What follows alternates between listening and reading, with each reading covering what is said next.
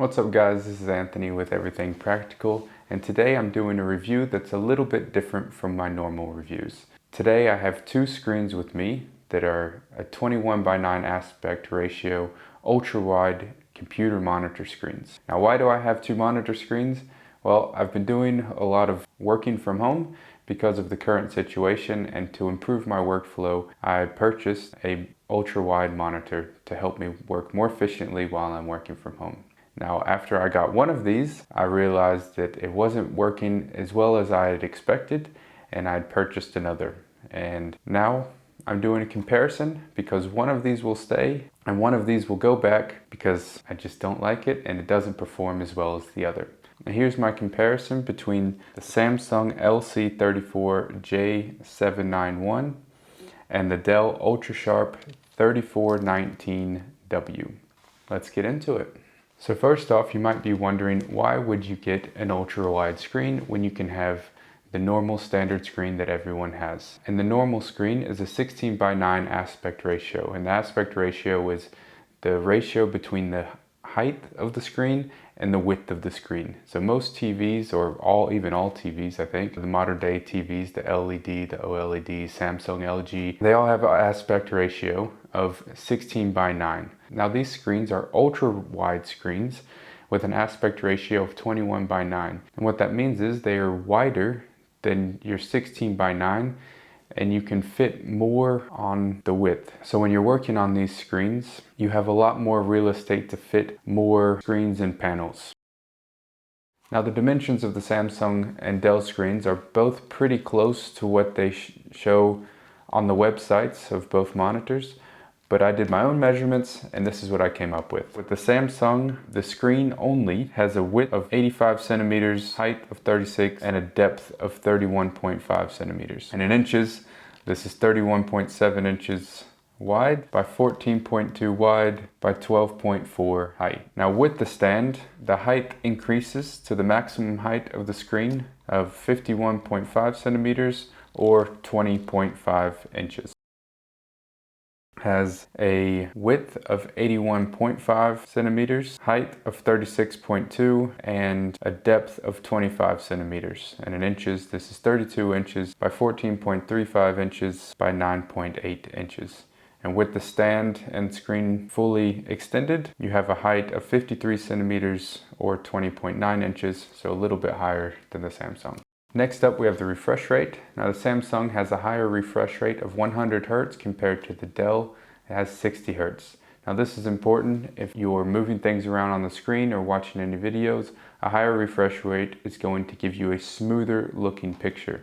And what I noticed on the Dell is there's a couple different settings for the refresh rate. They have a normal refresh rate setting and a fast refresh setting. And now the fast refresh setting, I was getting lots of issues. So have a look at this footage of some issues that I had with the Dell when set on the fast setting compared to the normal setting. I would like to clarify a little bit more what I mean by the Dell normal and fast settings. So you go into the Dell menu and you go to display and response time, and here you have normal and fast. And this is where normal is a response time of 8 milliseconds and fast is 9 milliseconds. This first clip I'm going to show you is from Star Wars, and this is on the fast setting. And the camera's doing a very good job of picking up what you're seeing. You might see a little bit of the screen not showing perfectly clear, but otherwise it's doing a very good job of picking up what's actually happening. And now let's watch this back in slow motion to see the issues. As you can see, there are some black artifacts going back and forth. And this is with the screen set in the fast setting, so response time of 5 seconds. So you can see in the slow motion footage that this black artifacts is going back and forth, and you can clearly and visibly see this when you're watching the screen live. And furthermore, here's another scene where you can see black artifacts, and this is in live motion. And again, with this in slow motion, you can see it very, very clearly that these black artifacts are popping up. So if you have the Dell and you have this issue, you need to go into your display settings, into your response time, and change your setting from fast to normal. So here is a clip of the screen in the normal setting, and here it is in slow motion. You can see that these black artifacts are now almost non-existent and not an issue at all. So I found this to be the best setting for the Dell. If you use the Dell, I'd recommend putting the setting into the normal setting. Now we can compare that with the Samsung, and this is also in a fast setting. And you can see here a 100 Hz refresh rate. There are 0 issues when using this screen, whether it's in the fast setting, normal setting. Now the Samsung has 100 Hz refresh rate, and this really gave a very smooth experience when watching any videos or while daily working, and everything was just super smooth compared to the Dell. I was having some issues with the Dell with my work laptop. I wasn't able to get it to work at 30 Hz, but with my personal laptop I was able to get it to work to its full 60 Hz, and with the Samsung as well, I was able to get it to work with 100. Now with my work laptop, for whatever reason, I was only able to get it to work at 50 Hz, but working between a difference of 50 Hz and 30 Hz made a huge difference because with the 30 Hz, there was lots of skipping and it started really messing with my eyes afterwards. So if you're gonna use one of these screens with a work computer, try to be mindful if you're really going to be able to get the top performance out of both of these screens when working with your computer. Now in terms of brightness, both of these screens are rated for 300 nits, but I found that the Dell is a bit brighter than the Samsung. Now I didn't do any technical testing with these laptops. I don't have any tools to help me measure the actual brightness. If I set the brightness all the way up, the Dell is definitely brighter than the Samsung. Next up is the contrast ratio. Now the Dell has a contrast ratio of 1000 to 1 and the Samsung 3000 to 1. You'll see this mainly with your blacks. So I did a few measurements with a black screen on both of those, and I'll show you these now.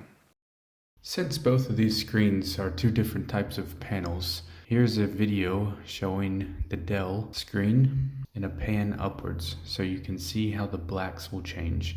And with the Dell, with the VA panel, you can see that it doesn't change very much. Now with the Samsung panel, that it being a TN panel, as you sit more square or straight onto the panel, the blacks get very dark. So you can see this here.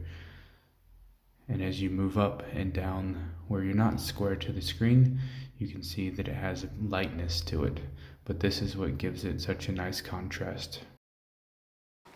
And one other thing you might be able to see with the contrast ratio is even just here with the colors shown on the screens. I can move out of the way so you can have a look at both of them.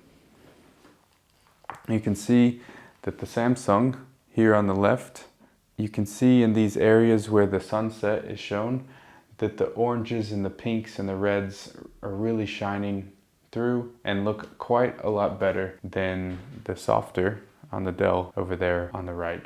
Now, both of these screens have a very good sRGB rating, and this is the red, green, blue color gamut that you have when you're using these maybe for editing pictures or video editing. And the Samsung has a sRGB rating of 120 to 125%, and the Dell of 99%. Now I'm not quite sure how you get over 100%. I didn't research that, but it sounds a little strange. But either way, both are very color accurate and will give you very good results when editing photos or videos. To have the correct color that you see on the screen is what you'll get when you print out or publish a video. And now that widescreens are becoming a lot more popular with gamers, the graphics card producers are implementing different flicker reduction softwares. Now the Dell screen doesn't come with any flicker reduction software, but the Samsung comes with AMD FreeSync.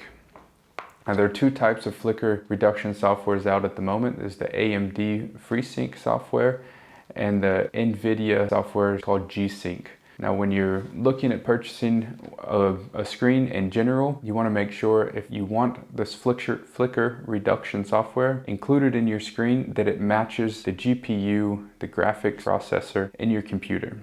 because if they don't match, then it just won't work. So if you have an NVIDIA card and you have a screen that has the FreeSync from AMD, it's not going to be compatible and you won't get this feature. So if you're a gamer, if you use a PlayStation or an Xbox, then you'll be fine with the AMD FreeSync. But if a screen only has NVIDIA FreeSync, what's it called, FreeSync? G-Sync, with the G-Sync from NVIDIA, then it's not going to be compatible. And along with that, you also have the response time of both of these screens. The Samsung has a higher response time of 4 milliseconds and the Dell 8 milliseconds, or 5 milliseconds if you set it to the fast mode. But like I said before, my experience with the fast mode is that the picture quality was horrible, absolutely horrible and unusable. So you would need to use the normal mode, which gives you a response time of 8 milliseconds.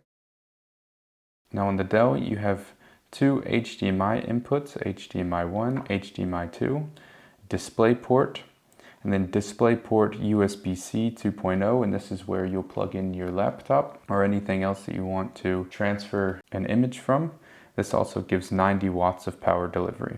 You have two USB 3.0 downstream ports, two USB 3.0 upstream ports. On the side, you have two USB 3.0 ports, and the Dell does not have a headphone jack.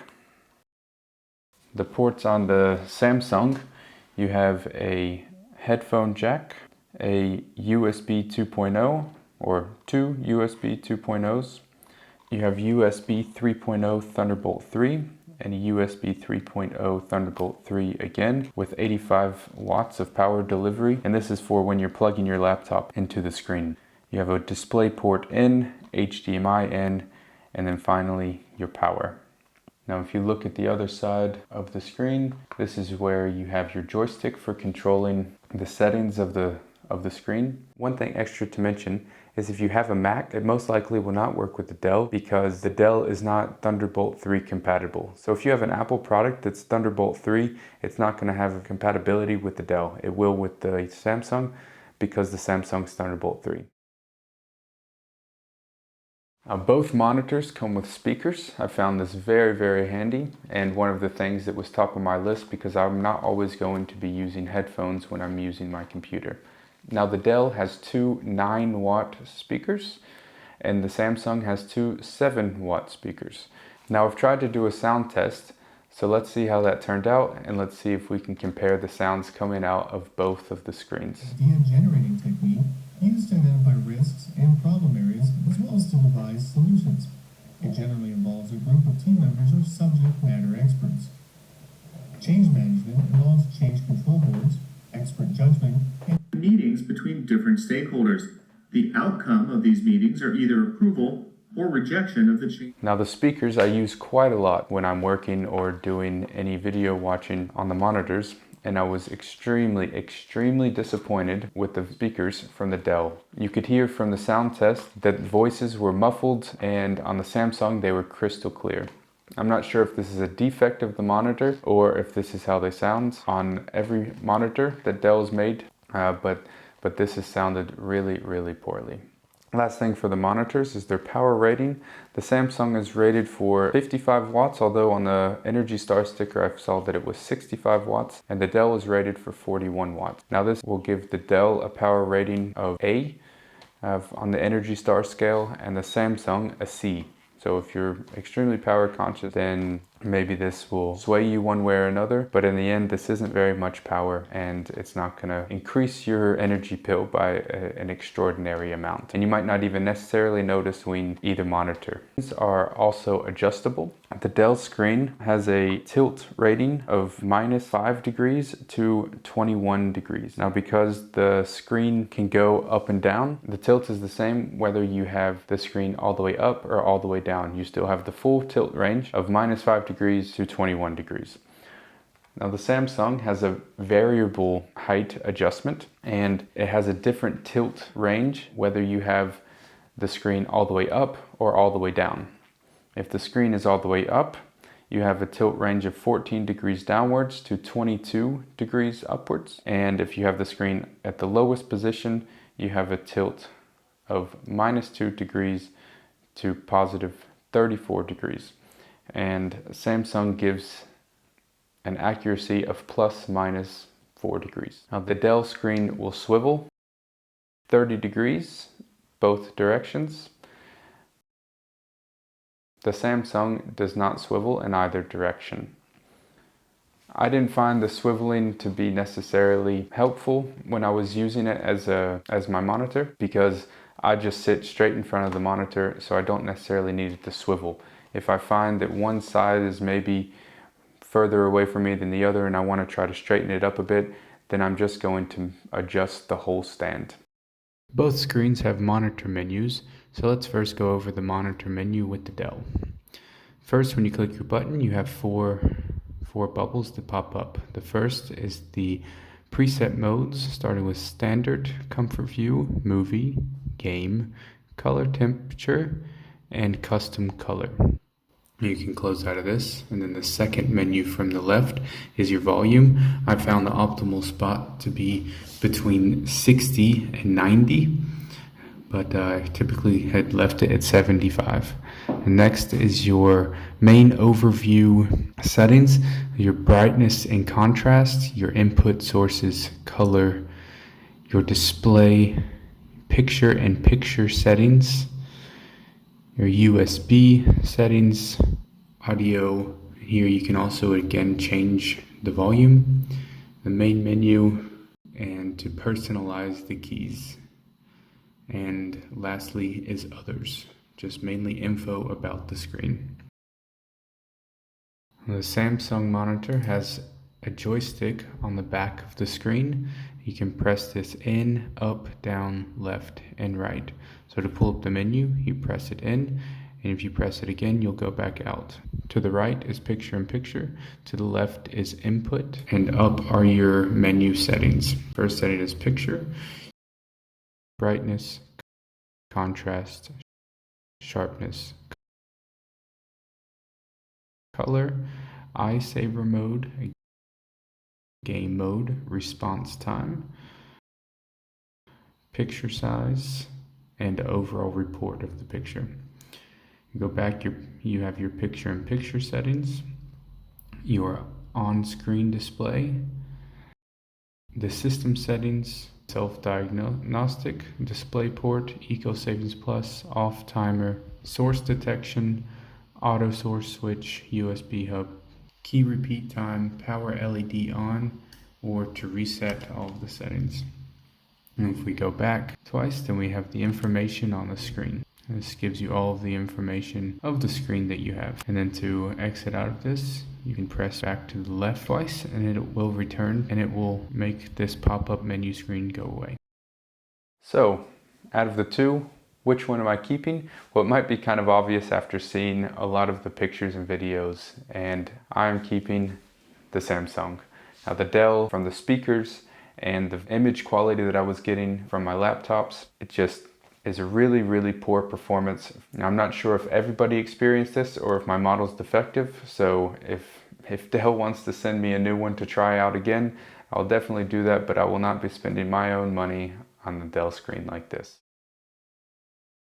So you should be able to grab a really good deal coming up on Black Friday. But like I said, I can't recommend the Dell to anybody from the quality that I was getting, and I've been extremely happy with the Samsung so far.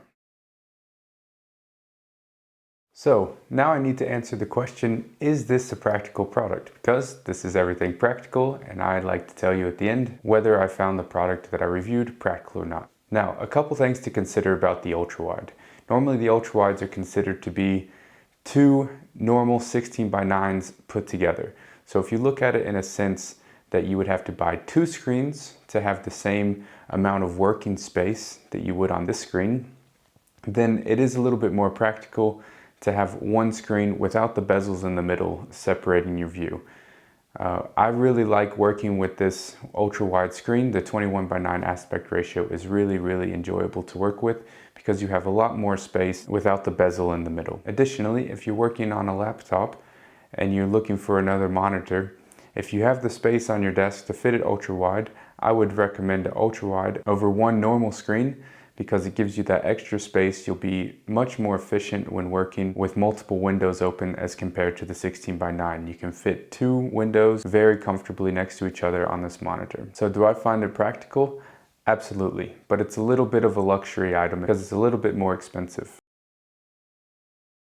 One thing you do want to make sure of when you're purchasing a new monitor is that it's USB-C Thunderbolt compatible, because future's going that way. So that wraps up my review of these 2 screens. As you can see, I've already gotten rid of the Dell and put up the Samsung. If there's anything that I missed, or if you have any questions about either 2 of these screens and my experience with them, leave a comment in the comment section below and I'll get back to you. If you want to see more content like this, consider subscribing to the channel and click that bell icon to receive notifications when I post new videos. As always, stay practical, and I'll see you in the next one.